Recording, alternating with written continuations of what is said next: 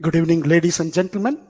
It's my great pleasure and a privilege in welcoming all the participants, the resource person, Professor Govindasamy and Professor Vandana Sharma and Professor Vandana to play the key roles in the webinar on English, a soft skill or career skill, organized by English Language Teachers Association of India.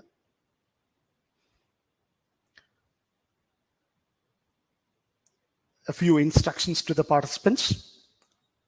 Participants can raise their questions in chat box. Certificates will be provided only to the registered participants of ELTAI.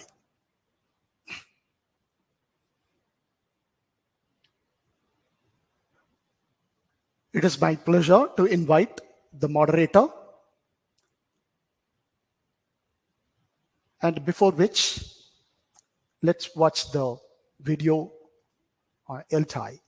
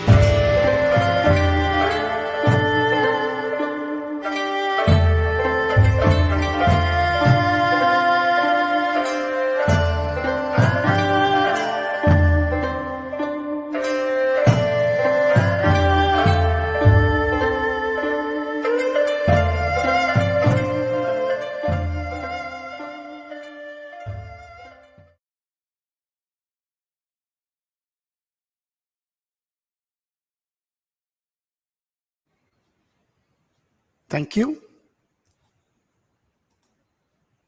It is my pleasure to invite Dr. Vandana Sharma, the moderator of the session, to take over the session, please. A very good afternoon to all the worthy participants. Our speaker of the day, Professor Raja Goswami Govindasamy, and thank you very much, Dr. Kumar, for giving such an interesting and very exciting and at the same time stimulating epic journey of ELTAI.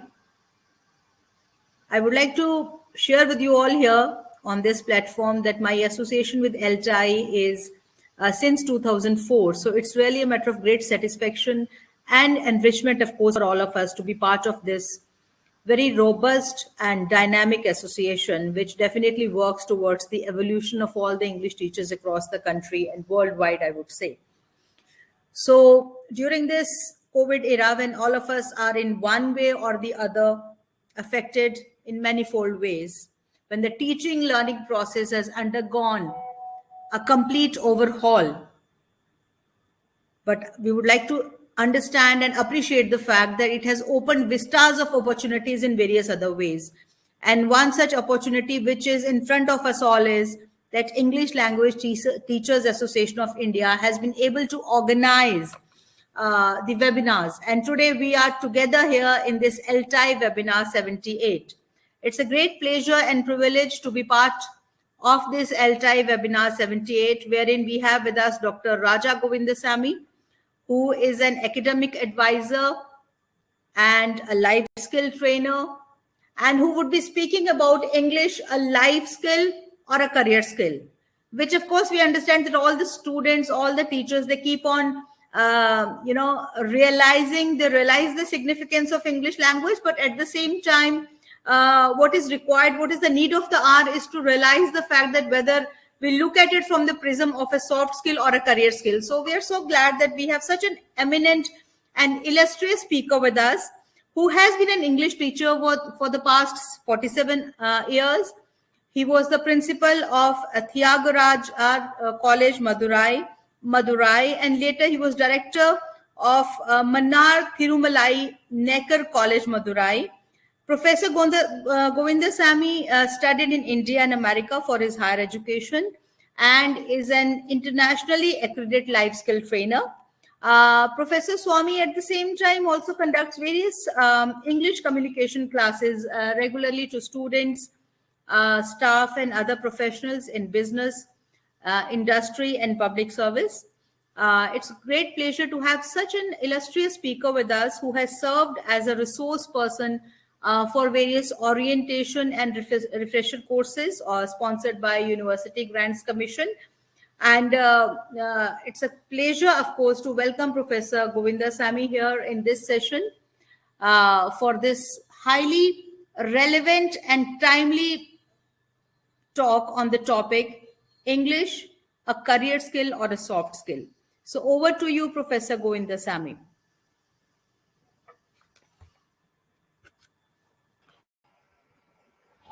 Good evening, fellow learners. I'm sure there are teachers as well as students, and we are still lifelong learners. Thank you, ELTAI, for the opportunity. Thank you, Vandana. All these years, my struggle has been with the text and with the students, and my struggle is still on. And I thought today I can share with you my own experience in handling English language classes, which of course was also a part of an activity to enhance the life skill, the soft skill or the transferable skill, and the career skill of students. And in the last several years, English teachers have been focusing more and more on the kind of texts, anything that comes very handy and of great use to the student, in the sense of it being life relevant, user urgent or even user friendly, such materials as have helped students imbibe the kind of skills that they need in order to face life and also to engage themselves in a very meaningful career. So today I wanted to go ahead with you on this presentation.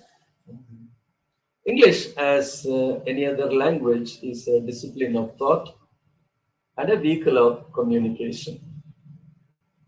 judgment and analysis, comparison and analysis, experience and evaluation, comprehension and composition, insight and inspiration are all possible thanks to language and literature. As lifelong learners, language learners, we work with the texts and the students, imbibing and inculcating language and literature.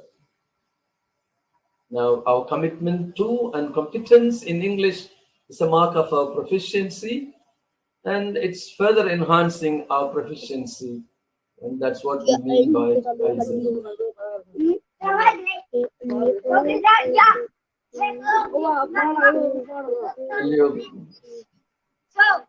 Can you meet this? Please go back to. I'm not.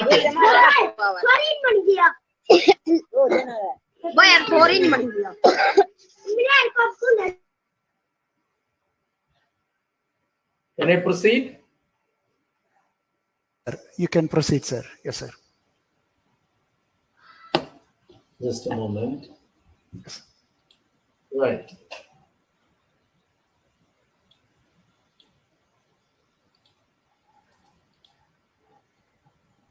Just a moment. Fine. I've given a subtitle to this, a tagline to this topic: English, a soft skill or a career skill, a distinction without a difference. I'm borrowing this phrase from Mark Twain's short story concerning the American language. And please understand, he doesn't title it as American English. This is a very short story in which a Britisher and an American are talking about the distinct nature of their respective languages, at the same time how they are connected by one thread, namely the Englishness of their languages. So whether you call it a soft skill or a career skill, the distinction is very blurred and it's a very thin difference. So I thought of borrowing this phrase from Mark Twain's short story concerning the American language and call this very thin division by this tagline, distinction without a difference, in the sense that the one enhances the other and they overlap in many occasions. But I thought, in order to clinch my deal, my argument, I could start with Francis Bacon, whose quote is an oft-repeated one: reading maketh a full man, and he is ready because he's knowledgeable, and little learning is dangerous, we know, and so it makes you a full man. You may believe in Sharma advertisement, where by wearing it you become an ultimate man, or you wear the Raymond shirts and you call yourself complete man, but here is a full man. Reading only maketh a full man. Conference, a ready man, meaning that in interviews, in group discussions, in any such parleys where you are called upon to convey your thoughts, and once you have the knowledge because of your reading and because of your insight, you are a ready man for the occasion. And some of you may recall Dr. Johnson's statement, when two people are present and ready for a conference, in half an hour one will know, or we can know, who is intelligent, who is not. So conference, meaning the kind of discussions, the arguments that one engages oneself in all through life, makes the person a ready man, and writing an exact man. It's only writing that enables you to be a better speaker, to be a better argumentative person yourself. So I start with this, making it clear that both for relationship with people, conveying sentiments, and for your own negotiations further up in your career, you need to have this kind of competence. And since English continues to be a major market and well known among all people globally, our engagement with English as a soft skill or as a career skill continues. Let me go to the next slide now. How I have discussed with my children, how I have worked with all these years. Of course, language is better understood in spoken form, but only reading and writing can accentuate speaking skills. Reading works, I mean literary works or others, minor or major, or whatever they are, and texts, the prescribed texts, in general known as books, familiarizes us to two kinds of literature. You may remember from the 19th century writer, literature of power and literature of knowledge. The one is the book for the hour, and the other is the book for ever. And a literature of power would be something that gives you life skills. And I have a small list of poems and a few short novels which convey to us what are life skills. A poem like Resolution and Independence by William Wordsworth, where on seeing the man on the beach who's collecting leeches, the leech gatherer, and he realizes if this man could engage himself for a livelihood, why not an I? And he says, forthwith I found independence when I became very resolute. And the very title itself is an example of what life skill is. The Resolution and Independence, or a poem like Ulysses by Tennyson, the last line, to strive, to seek, to find, and not to yield. The kind of grit in a person, or the old man and the sea. You may be beaten, but you're not defeated because of the perseverance. Or a poem like If by Rudyard Kipling, or The Road Not Taken. The two roads diverged, and I chose the one less traveled by, and that has made all the difference, by Robert Frost. A portrait of the artist as a young man, where at the end of the novel I go ahead into the world to forge in the smithy of my consciousness the uncreated race, etc. The power. Or the other poem of the 18th century writer Douglas Malloch, a minor poet, who says, if you can't be a highway, then just be a trail. If you can't be the sun, be a star. It isn't by size that you win or you fail. Be the best of whatever you are. Jonathan Livingston Seagull, a very allegorical short work of inspiration in which the seagull tries to fly high and transcend the sky and realize the power of illimitability because of the willpower. Well, there are ever so many such literary works of power, and I wanted to just kind of briefly point to you as to what kind of a language learning opportunities we can cull out of these works of art, so that our students can be further inspired towards life and livelihood, by which I mean the soft skill as well as the career skill. Fine. Let me go to the next slide now and convey further on. When a language is used properly, one not only communicates effectively, but also relates oneself socially and emotionally with others. I mean, you are able to solve problems and you are able to resolve conflicts, for all of which you need communication skill. It enhances interpersonal relationship because our manners and our etiquette, our felicity of expression, and our felicity of thought. Of course, I am borrowing from Matthew Arnold in his appreciation of John Keats' felicity of expression and felicity of thought. All these are manifested through language and through body language, which is why I thought I could speak about it at the beginning of my presentation, how communication helps you relate things to people and also relate oneself with people, meaning exchange of information and also the way in which you're able to maintain human relationships with people. So it's both a life skill or a soft skill as well as a career skill. Let me proceed further now. Well, you may be kind of wondering as to the kind of confusion that prevails among us or among students as well as to what kind of a term that one comes across. I said soft skill, and I had put in brackets life skill, and now you have transferable skills or core skills, soft skills, personal attributes, competences.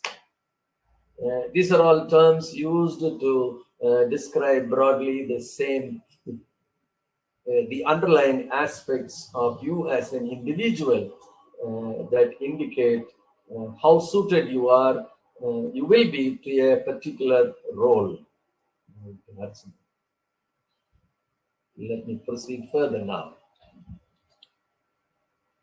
Shifting roles. As teachers, instead of merely relying on one prescribed text, book teachers are now becoming curators of information, drawing from all the resources available online as well as from books and other apps to provide students with a rich range of resources to learn from. This means that we are able to gather so much so that the student feels that the material that comes to him or her is very up to date. Besides, every such material that you access and bring to the classroom will be something that relates to him because it's very much contemporary and immediate. That immediacy gives a certain credibility or a kind of an enrichment to the kind of learning.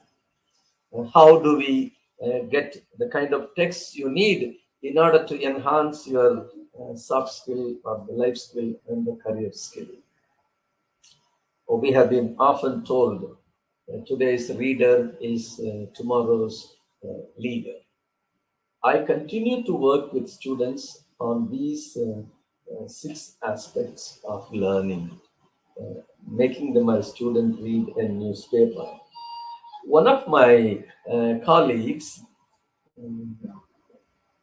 working in an engineering college introduced a scheme by which he gave newspapers in the buses which carry students to the college, and the travel is about an hour. About 20 newspapers are circulated so that the students who travel and who may not have anything else to read will be able to engage themselves in this kind of an activity, because they'll get to know not only news, they will get to have views, they'll get to have the knowledge of the advertisements, so that they'll know what the world is looking at from them, such students, etc., etc.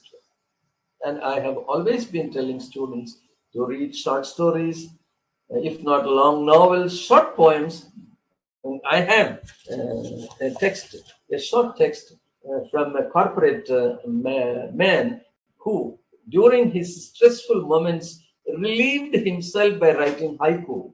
And one haiku, I thought this short poem, a mushroom has pushed through stone. Let me repeat, a mushroom has pushed through stone. It knows the art of negotiation. Somewhere I had learned, in life, you always don't get what you deserve. You only get what you negotiate. This is a prose statement with a depth.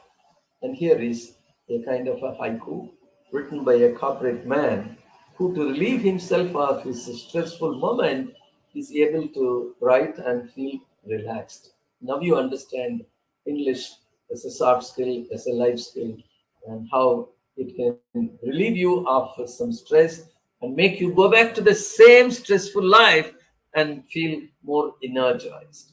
Read inspirational books from Swami Vivekananda to APJ Abdul Kalam, via Nehru, or several others of our Indian subcontinent, people who have really enthused us by the kind of content that they have given us, and it enables you to understand what is life. And somewhere in Nehru's work, you get to have a phrase called scientific humanism. I love that word. Nehru asks all of us to develop the scientific humanism by which we would be holistic people. So read the inspirational books, Read as you like, whatever comes to your hand, even as you borrow from someone, as you take a piece of paper, and of course, read all the textbooks, please. The first 5. And there's one about the short poem I thought I would continue. This is by Jamila Woods from the US. I want a poem for dude at the bus stop. I want a poem in whose words Mama's hair will grow. Words to detangle the kitchen. I won't write poems unless they are instruction manual. Look at that. A poem as an operational manual.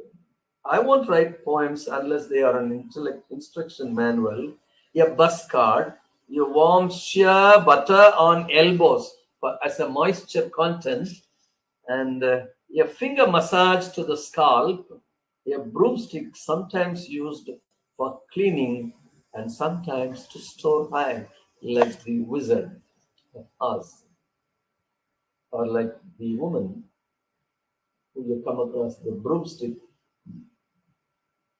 with a broomstick to soar high, some kind of magic or clairvoyance. So I thought of conveying these to you so that our work, which we are doing, is a kind of a reminder to you, because I'm a traffic sign board for you. Let me proceed. As I spoke to you a while ago about newspapers, as I spoke to you about inspirational books, I spoke to you about poems too. There's one interesting poem I came across from Meena Alexander, whom I interviewed long years ago when she was in Madurai. The poem is titled City Street. Look at this. It's as if I had died. It's as if we all had died, not of hunger or thirst, just turned. The sheer fact of the matter that we had died or turned gives us pause. It makes me think for a moment, my God, am I dead already? Like next comparison, that moment of pause, when I am in between this and that, as a burnt dosa on a griddle, as idlis wasting in steam, and having gone, cried out for resurrection. Look at the comparison. As a burnt dosa on a griddle, waiting to be taken up or to be swapped, as idli is wasting in steam, because it's high time I took them away. And Nila Alexander told me, I enjoy idli and dosa, but the domestic image in the poem is perhaps an abstract philosophical poem. It's about turning from life into death. The idlis and dosas came to me because I know that if you add too much water to the idli mix, it will just waste away. So when you write a poem also, there are other people to read it accordingly. You must be able to give the right mix. Also, the poem is about hunger, it's about thirst, and about the possibility of quenching the thirst and nourishing those who are hungry. So it's a rather complex poem. I thought, as a life skill activity, a poem of this kind does help. Then let me go further on. Newspaper as value-added text. English newspapers, because our work is just that. Journals and periodicals contribute richly to readers. The apostrophe is put in the wrong place, sorry. Understanding of English as a medium of knowledge and a life skill. Newspaper supplements are a great help. I have enjoyed all the newspaper supplements in which works of art are discussed, in which contemporary lifestyles are discussed. And all these come very handy to your growing young adult, boy or a girl. They may not be interested in the newspaper, but supplements are so interesting because they have all about lifestyles, etc., etc. They may be able to read, and because of that reading, they come to understand lifestyle and also the life skill through the language. And maybe they pick up a few phrases which they'll keep in stock, and when the occasion comes, say it because it's part of what I call context-specific communication skill. To go further. Therefore, we need to have more things other than the text. Somewhere I read Edward de Bono, if I remember correct, who is known for his lateral thinking. Water is required for soup, but it's not enough, meaning there are other ingredients. So our textbook alone may not be enough, which is why the teacher may look for extra material which he or she may produce or cull out from anywhere, including newspapers, and I found them very handy because the newspaper contains news, views, advertisements, and cartoons. I once did an hour of activity with my students about an advertisement of a company in Andhra Pradesh. It was a very interesting advertisement. It said the company has a vision. I told them to read the vision, and the vision said serving the society through industry. Good point. I said, you may be able to say, I am serving the society through my teaching, whichever way it comes to. But the vision statement read that way. Mission, to be a market leader in the core sectors such as finance, cement, fertilizers, and its second, vision, mission. Then I asked my students to go further on because career skill is also involved. They know what to look for or what does the industry look for in a student. The vision, the mission, and then came the goal in the newspaper. The goal said to be a market leader, and to be able to make up so many crores of assets by the year 2000, 2010, like that.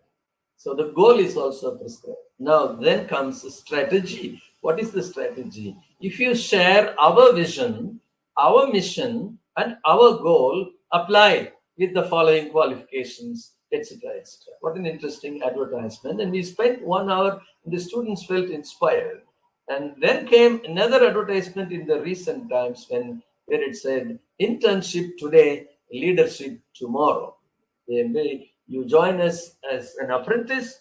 The apprenticeship is for leadership positions in future. And these advertisements are inspirational.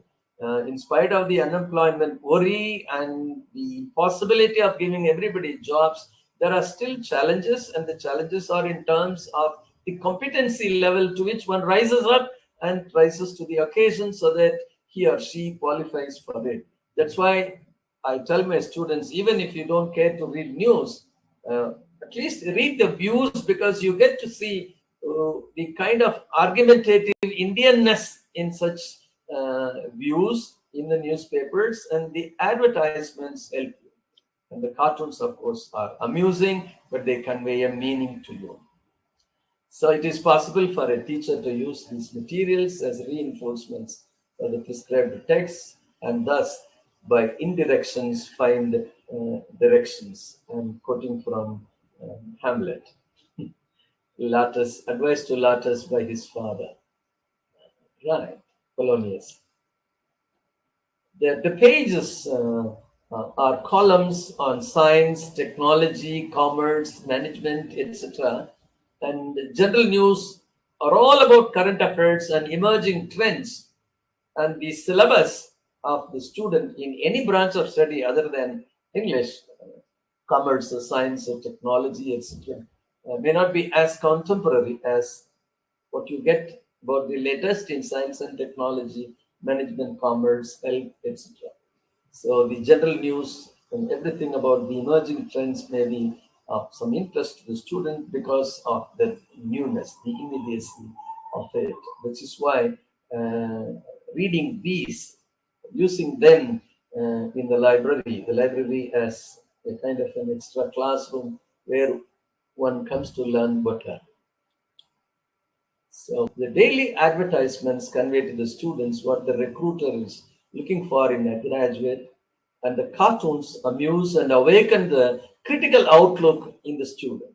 One thing that we find very common among people is that we tend to develop opinion of our own because we are a closed mind, and we form a small clique among ourselves, and we work with only such people. Naturally, our mind is not broadened. The horizon is still not a horizon yet.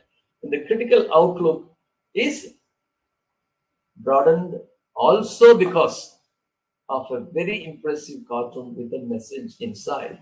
And I have enjoyed such cartoons in English journals. And I wanted to point out to you one particular cartoon which is very relevant in the context of our presentation today. You may remember Dennis the Menace, famous cartoon. And Dennis has a girlfriend by name Margaret, also Maggie. And in the cartoon I'm referring to, I couldn't lay my hands on this cartoon, but it's very interesting. Maggie, in her very self-complacency, feeling as if she has known everything, says, someday my name will be in the book of who is who. I'll be a popular person, I'll be a VIP. And she's bemusing herself by saying again, someday my name will be in the book of who is who. And Dennis, a while on the other side, says, first of all, you must know what is what. And if you want to be in career, or if you want to be in the book of who is who as an important person, you must know what is what. What an interesting and very simple cartoon which conveys that if you do not know what is what, you will never be in the book of who is who. That's why one great entrepreneur said, the only way to predict the future is to have the power to shape the future. Such quotes are inspirational, and these stock expressions may come as a refrain to the mind of a student to inspire him further on, which is why we are speaking about English as a life skill, as a soft skill for a career skill too. Let me proceed further. Borrowing something from the Education Plus column of the Hindu, how can soon-to-be graduates and students, the graduating seniors, make the most of this period to improve their skills and employability during the pandemic? Last year, the most popular word was pandemic, and this year, the most popular word is vaccine. So there was a problem and there is a solution. You have the two words. In addition to the hard skills, improving their problem solving, collaboration, communication, and persuasion skills will make them work effectively in project teams. In an interview, a candidate was rejected not because he was unfit, because the panel felt, but because the panel felt he was a misfit. He had been so much alienated from others that during the interview it looked as if he would be a loner, and they felt he is fit. Not that he is unfit, but that he is a misfit to the kind of project team that we are looking forward to, which is why the social skills or the life skills that we're speaking of as part of an embedded activity in an English learning class could do wonders for our students. So let me give you samples now. I have two samples for you, one from the past and the other not very recent, but also from the near past. Both, of course, taken from the Hindu. Some of you who are watching it from the mobile phone may be able to enlarge it. The one on the left, you can see by the very posture of the man, this is a Japanese fellow. And he has a bag with the currency symbol yen, and his bag contains the name Enterprises. So here is the seller, and there is Uncle Sam, the custodian of the American conscience. He is writing a poster. US wants you to say off Japanese goods. Don't buy Japanese goods. And the fellow comes in in his very polite way, bowing before this American, very curt and right American. Good morning. You are writing a poster? Would you like to buy the fastest poster printing machine, sir? Implying that you buy the fastest poster printing machine from Japan and then print, don't buy from Japanese goods. This is market condition. Where there is no prospect for sale, a marketing man, a young adult fresh from college who goes into the market, he learns the test because he learns the lessons, and then he undergoes the test and learns a lesson. And here is the lesson to be learned. It's not easy to sell, and nevertheless people keep selling. That's one level of the cartoon. Look at the other one. This is the soft skill for career. Remarkably persuasive. Remarkably persuasive. In commerce, there is a section called advertisement marketing, and it talks about your formula called AIDS. IDAS, it's called as an acronym. Attraction, interest, desire, action, and satisfaction. Meaning an advertiser makes his advertisement so very attractive, it arouses interest in him, and it makes the fellow desire to buy the product, and the action is in terms of purchasing the product. And then as he buys it and uses it as a consumer, feels so satisfied. And this is, of course, what is called the customer delight. And now you go to Julius Caesar text by William Shakespeare drama and listen and read again Antony's oration after Brutus, and the IDAS formula fits in. The way he shouts at a very chaotic audience, and how he calms them down, and how he encashes on the situation and talks about Julius Caesar, the attracting the attention of the audience, arousing their interest, creating a desire, and make them do the necessary action. All of them go pell-mell and go after the plotters and rioters, and whatever happens thereafter, you know it. And Antony is very satisfied. The action that I looked for happens. Reverse the situation to an interview here. A robot walks in. And look at the body language of the man in the center, the chief manager perhaps. The face looks at the floor manager, at the shop floor manager, or the HR manager, and the finger points to the robot, the person who walked in. So many interviews our students come across, walk in, and what do they ask? The first question, tell us about yourself. And in 1 minute, you talk about yourself, and that 1 minute, you talk about yourself in the form of a self-marketing, and that's what we call the elevator pitch, by which you put yourself on top, and all the rest of the questions come from what you had conveyed. If you do not speak, of course, you lose the interview. That's why we said, voice, use it or lose it. I borrowed it from a book in the British Council Library at Chennai. Remarkably persuasive, the robot that walked in.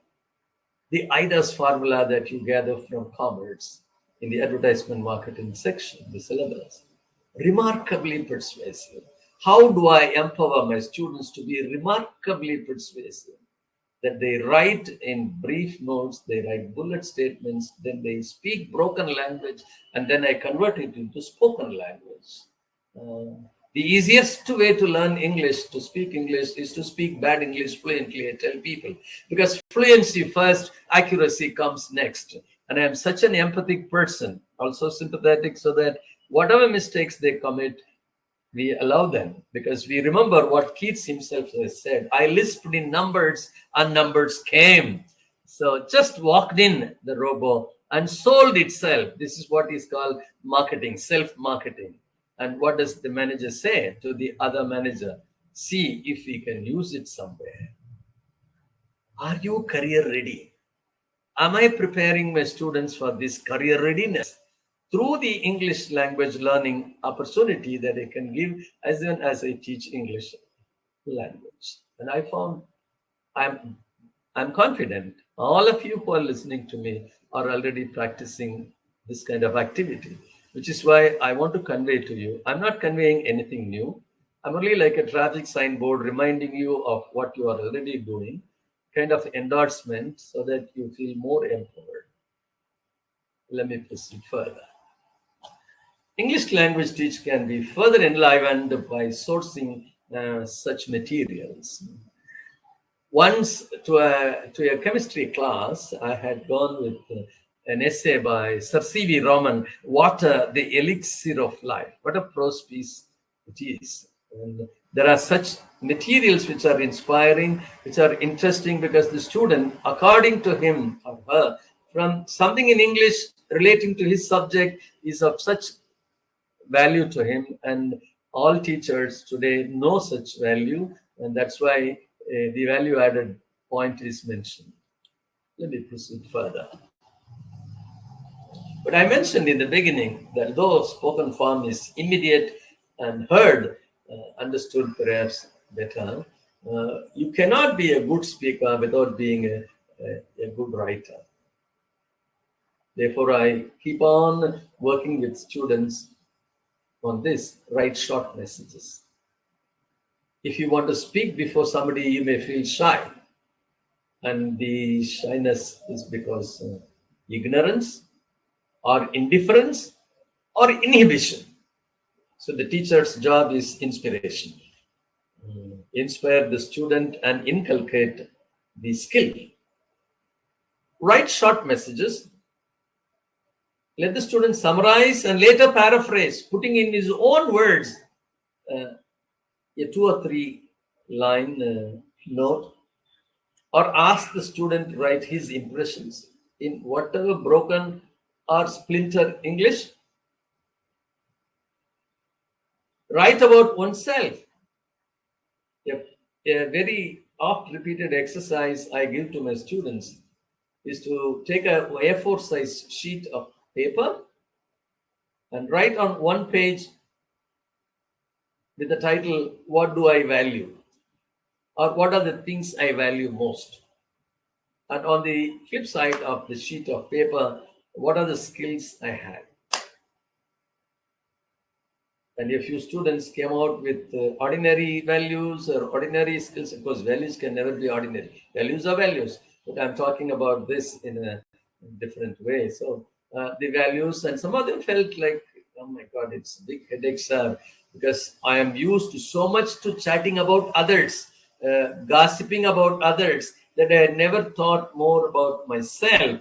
And so this activity that we engage the students in, and I continue to work with it, I ask my students every once in 3 months, you redo it, because this will help you develop your own biodata. This will also help you. The elevator pitch that I talked about a while ago, the kind of the 1 minute presentation, the 1 minute manager that you are before a panel, as you talk about yourself, you will simply say, this is what I value, these are my skills, and I believe I fit in with you. And so every such student should be able to, before answering these 2 questions, these 2 topics, would be able to kind of remember also Peter Drucker's 2 famous questions for anybody interested in a career. Where do you want to belong to? And the second question, what do you want to be remembered for? Well, interesting. The vision, mission, goal, and strategy come in here. And when a student engages oneself in such activity, and I know they will do it only under duress, under compulsion, but nevertheless, it's important that we make them do it. And I struggle with my students even today. My struggle is not complete yet, but the struggle is worth it. And that's why I said, when they are not able to write anything of their own, at least write bullet statements, the telegraph language. And I tell them, you please read all the instructions that you see in a medical literature as you buy medicine, or as you buy household appliances or electric gadgets, electronic gadgets. There are instructions on how to install, there are instructions on how to apply, how to use, etc. All these are in imperative statements. Naturally, such short, pithy statements make a student understand what is communication and its ABCD. And what's it? ABCD: accuracy, brevity, clarity, and delivery. Bullet statement. Because at school we have been told expand the hints into an essay or a story. Even if he cannot expand the hints into a story, at least because of the mind mapping in which he will make bullet statement in one word or two or three words in a phrasal form, it will be possible for him to recall and put it across to a very empathic recruiter who is interested in what he conveys and how he conveys, irrespective of the flowery language, in spite of the grammar mistakes that he conveys. So, bullet statements. As you go to a coin collecting box, the instructions are very clear. Lift the receiver, listen for dial tone, insert 1 rupee coin, dial the number, speak up, hang up. A bullet statement. There are ever so many such bullet statements available in all such literatures that you get when you buy products and as you work on a process. So at least my student can be asked to read them, if not the text, in order that he understands that this means I know how to operate it and I know how best I can appropriate the statements that I gather here for a context-specific communication in another situation. Thereby, I'm able to prepare myself for a career competence in the form of a communicative skill. So the last point is a kind of an advice to our young people: do not use English alphabet for mother tongue script, because it never helps you become well versed in either your mother tongue or in English. So write it right. Look at this. I borrowed it from Jane Balbach and Jan, the book Unlock Your Career Potential. If I ask my student to talk about himself, he may not be immediately able to spell out the skills he has. Maybe because he is indifferent, or he is ignorant, or he is very inhibitive. 3 I's I spoke to you a little while ago. But somebody like this, these authors here have given the kind of skills. And look at the personal skills or traits or qualities that are useful in any lifestyle. We are coming to the soft skill area. And life itself.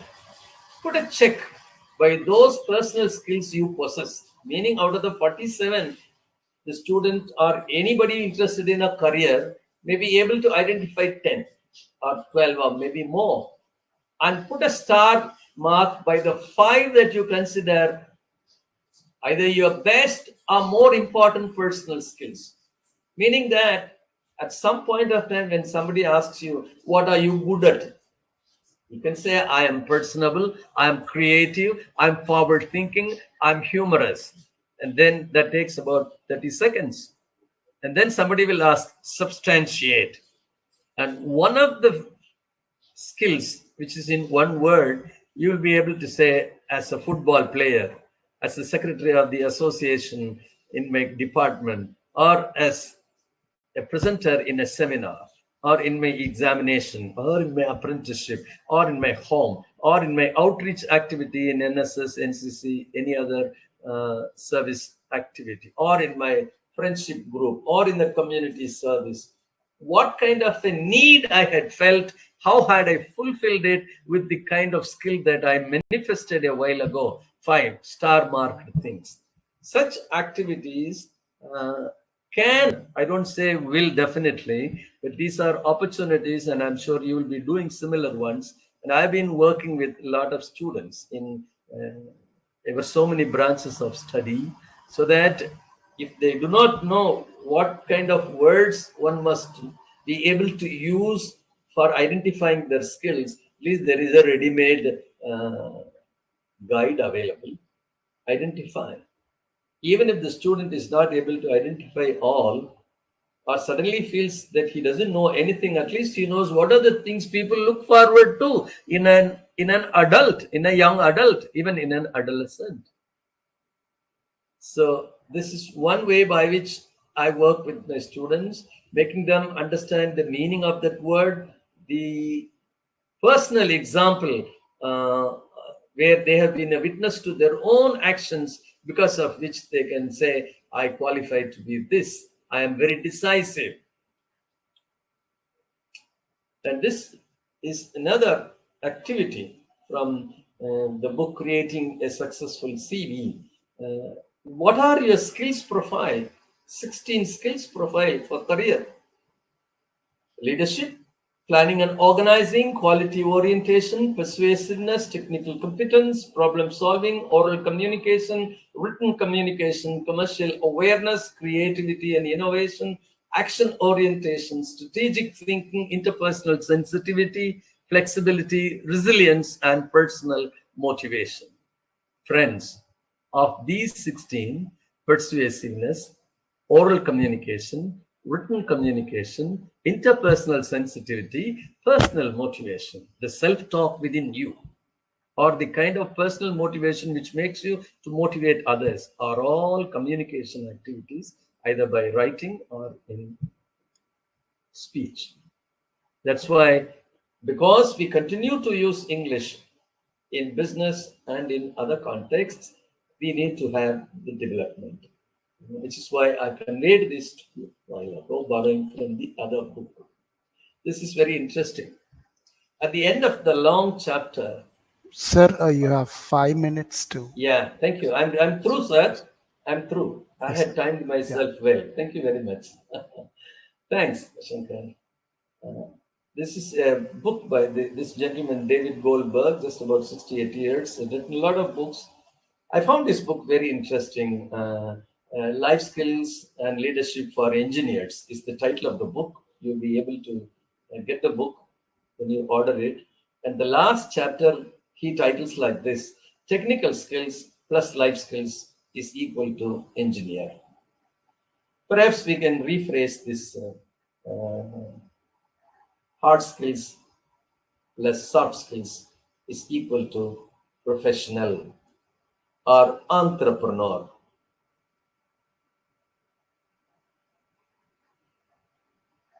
Technical skills plus life skills is equal to engineer. What a simple equation.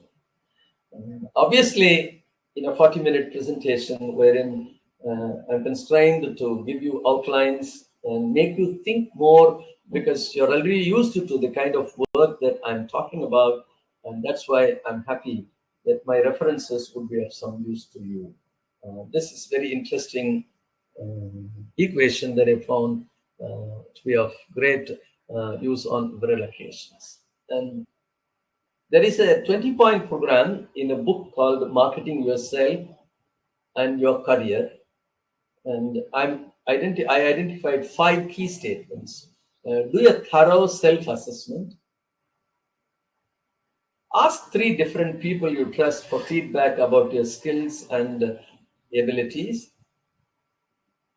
Understand how you add value and document that value through writing bullet statements, some kind of a journal writing that could help. And with a mobile phone in the hands of all our students, others, they could at least note down whatever that they add as a value and document it in the form of bullet statements, so that it comes ready and handy when he or she has to face a situation in life or a placement for a career. Share your bullet statements with your guide, with your peers, during your performance evaluation or during your leisure activity with your colleagues, your student friends. Share your bullet statements, so that that exchange itself calls for an openness in you. We have been told the mind is a parachute. It works only when it is open. What a beautiful statements. And when your mind doesn't open, like the parachute which doesn't open, the fellow jumps to death. And when the mind doesn't open, the fellow jumps to conclusions without analyzing. So only as you share bullet statements, as you do a thorough self-assessment, as you work and rework yourself, as you work on that sheet of paper wherein you cite your values, and then on this other side you cite your skills, and you make broken words or broken sentences, then gradually work your way up because of your intuition and also the tuition. Tuition I refer to coaching by others. Intuition I refers to the common sense within you that tells you are writing a bad statement in English. And by your observation around, by reading and by your thinking, what I call the ORT skills. I published a paper in ELTAI journal about 15 years ago on this topic, developing ORT skills, observing a jingle or observing an ad statement, etc., etc. When you come across something by which you feel, okay, I can use this. For example, one student who was able to respond well in an interview, and somebody asked him, how is it you are able to answer so well? And the fellow responded, borrowing from the ad of the Intel chip, Intel Inside. So share your bullet statements. Always look like a confident person because your body language conveys it all. So today we've been speaking about language and body language as a kind of a life skill and as a kind of a career skill. And I mentioned in the beginning itself that this is a distinction without a difference, borrowing from Mark Twain's short story concerning the American language. Look at this finally. Transferable skills are capability skills. They are valuable commodities. And why are they called transferable skills? Because they go with a person wherever he goes. They never expire. And I don't have to worry about the list of transferable skills because you know it. But I want to end my presentation with an experiment done in Madurai at Sri Meenakshi Government Arts College for Women. It's an autonomous college with an A grade in the third cycle. They had done this during the pandemic, 10 hours, phased out in a month's time or even more than a month, 30 hours. And the learning outcome, Talking Daffodils. Look at the attractive title they gave to the program. All girls, over 130, soft skill enhancement course. At the end of the course and beyond, the learner will be able to have these credits, listen to and read English books, biographies, speeches, express their views on nature in simple English, demonstrate simple, casual and professional communication in English, form grammatically correct simple sentences in English, prepare effectively for international English proficiency tests. And look at the interesting factors.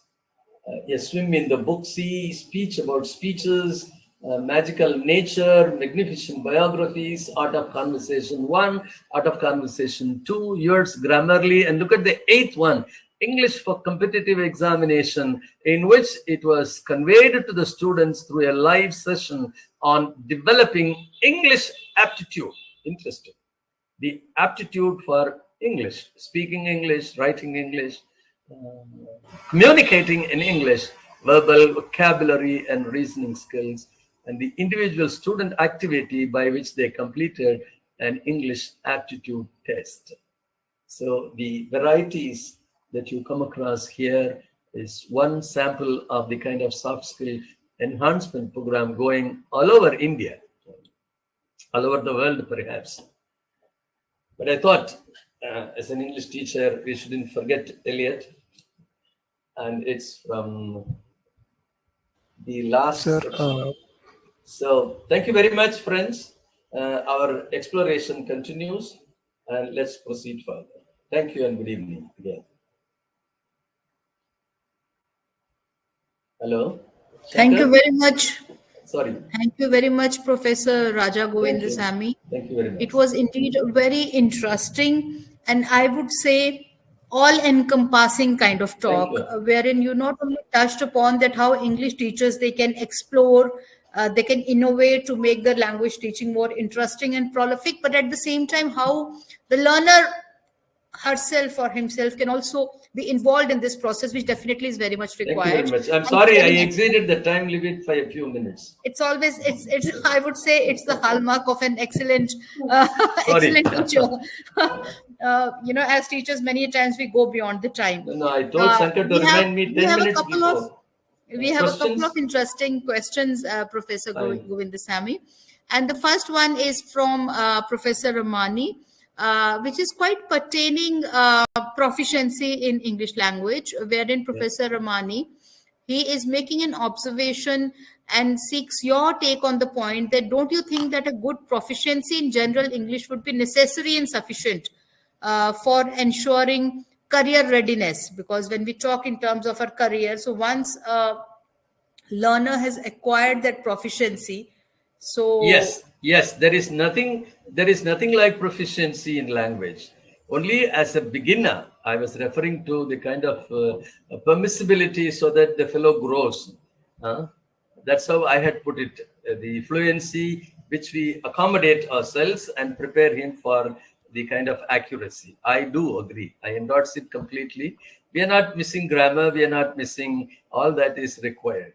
A science research scholar cannot escape punctuation and other grammar things in his journal, and it is returned for correction. So proficiency, command of English language is a must when you communicate in English. Ramani's words are in order, and I do endorse. of course, Professor Raja Govindasamy, I would like to just add that we are standing at an intersection.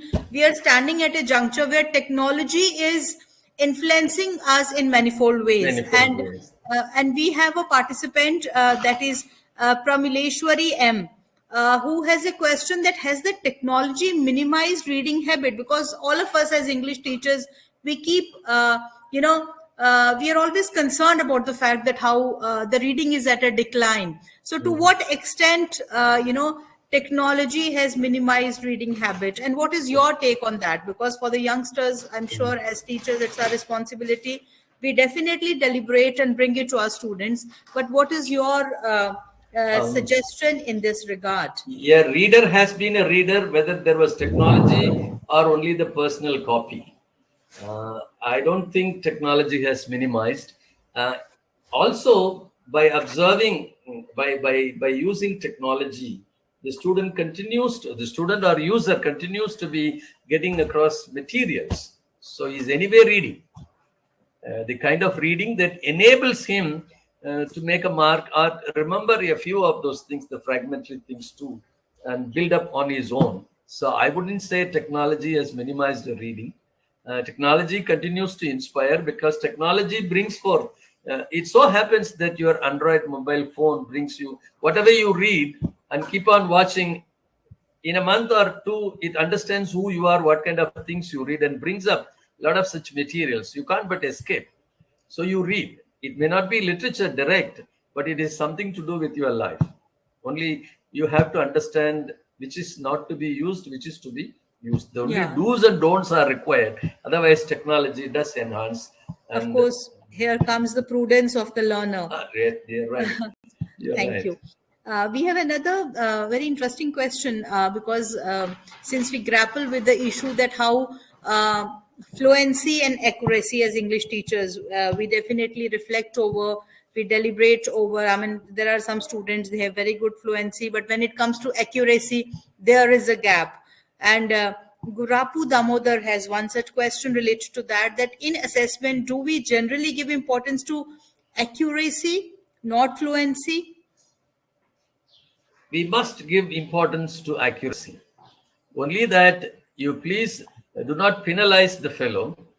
Keep on pointing as a non-judgmental guide as to how he could outgrow that fluency with mistakes so that he will understand accuracy. There is no,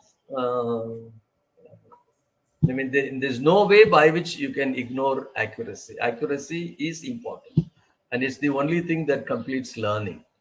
That's the only thing by which the student or anybody who is a learner becomes competent. It's not And there only is one very, yeah, sorry, I'm sorry. the language competency only enables him to be a better writer, better speaker, or in comprehending issues by which he can tackle the issues. So accuracy does play, and competence is of paramount importance. My only observation as I made my presentation was, when I observe a television program wherein people who matter speak about themselves, or in which somebody narrates or reports, these are occasions where you get to have a feel of what is accurate in information, what is brief about the information, what's the clarity one gets. So by observation, you can gradually kind of imbibe in yourself instead of always going to a grammar book, etc. There are, of course, tips available in the dictionary itself, both in the beginning and at the end. And all these could be of great use, but I don't minimize the importance of accuracy. I don't minimize the importance of competence, because by and large, students in India continue to wallow in these waters of confusion. I have said that there could be some help, put a fillip in the sail of that student so that he or she is able to march ahead a little. That's what I have mentioned. But I agree with that person on that point. Yes. K. Baja has a very interesting question that is related to, because, when we talk of communication skills, many times with what proficiency and efficiency you can put forth your viewpoint. So she has a question related to that, how communication skills differ from soft skills. The communication skill is a part of the soft skill. Yeah. Some of us may remember in Mrs. Dalloway, the husband wants to say to the wife, I love you, and he buys a bunch of flowers. All through he walks, he says, I love you, I love you. He wants to say it with flowers, he wants to say it with his own words. But as he reached home and wanted to say it, he neither could give the flower nor say the lovely feeling, because he had not been so used to it. His emotion had gone dry all these years of marriage. And what happens? He fails to communicate. So it does mean important as you work with sentiments, as you work with life relationships, as you work with problems relating to your career too. Yes, ma'am. Yeah, we have the last question now. We know that we are running out of time now. The last question, Professor Raja, is from Dr. Lata, who's asking that, does the ability in learning technical and soft skills differ? The It ability does. in learning, yeah. Technical skills refer to your, I would put it as your curricular skills, something that you learn through your curriculum. And you would have learned it through reading and through experimentation and through your own arguments too. So that's why I said you call it soft skill or career skill. The distinction is blurred beyond a certain line. And all that I had learned, Professor Hamid Khan, who does research in stem cells, had come to India about 15 years ago, and he spoke at the Chennai Medical College. And he said, as I speak to everybody, I remember the Indian storytelling tradition. And so when I communicate to my students about medicine, I am both a preacher and a balladeer. So you find that it does mean that whatever technical skills you have, the technical skills have to be conveyed in plainer terms, because the job of a communicator is to simplify the complex. And to that extent, the communication skill at moments of such importance become a technical skill enhancer as well, which is why both are important. They go hand in hand. I would again come back to what Mark Twain had said, a distinction without a difference. Yeah, very right. Thank you very much, sir. I think with this, we end the question answer session.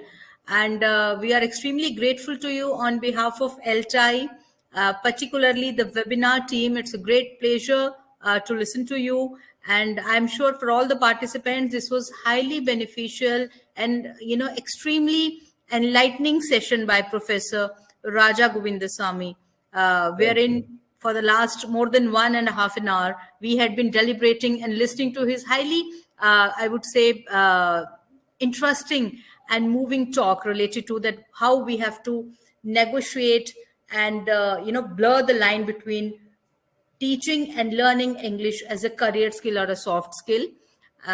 With this, thank you very much. And Dr. Kumar, are you there? Hello. Thank you, Vandana, for the help, and thank you, Shankar. I'm sorry I couldn't Thank you, answer sir. all the questions in the chat box. I hope you would be able to send the questions to me, and I would, if not answer them, at least prepare mentally and answer for some future occasion. Thank you Yes, so sir. much. Well, For any thank you, sir. shortcomings, I owe an apology to you. No, Sorry. It's okay. it was No issues, sir. extremely, No issues, extremely sir. interesting. Yeah, It yes, was very interesting It's and very highly interesting relevant. session, sir. Very great opportunity. Yes, sir. Yeah. Okay. On behalf of ELTAI, and we are very much thankful to Professor Raja Govindasamy, who has accepted our invitation to be the chief guest for today's session. And we are very much grateful to Professor Vandana Sharma, Head Department of English, Central University of Jammu, for having moderated the session also. Thank you so much, sir, and thank you so much, ma'am. And we do invite the participants for the next week's webinar on English is in India by